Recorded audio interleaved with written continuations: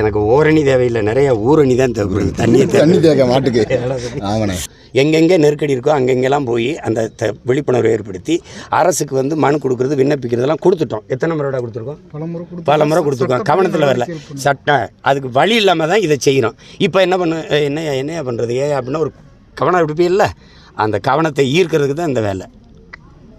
வனத்துறை வந்து இந்த சட்டத்தை தவறாக ப்ரொஜெக்ட் பண்ணுறாங்க. வன உரிமை சட்டம் மேய்ச்சல் சமூகங்களுக்கு இருக்குது, அவங்க பழங்குடிகளுக்கு மட்டும்தான் கடந்த 19 வருஷமாக ஏமாத்துறாங்க. எழுத்துப்பூர்வமாக கேட்டால் கொடுக்க மாட்டேங்கிறாங்க. இவங்க மேய்ச்சல் சமூகங்களுக்கு அந்த சட்டத்தில் உரிமை இல்லைன்னு எழுத்துப்பூர்வமாக கேட்டால் கூட எந்த டிஎஃப்பும் கொடுக்குறது கிடையாது. இன்னொன்று இது எல்லாமே உள்ளூர் இனங்களாக இருக்குது. இப்போ அண்ணன் சொன்ன மகேந்திரகிரி மலையில் தென்பாண்டி மாடுகள் மேயுது, இங்கே மலை மாடு இருக்குது, மலை கொங்க மாடு இருக்குது, எல்லாமே உள்ளூர் இண்டிஜினியஸ் ப்ரீடு.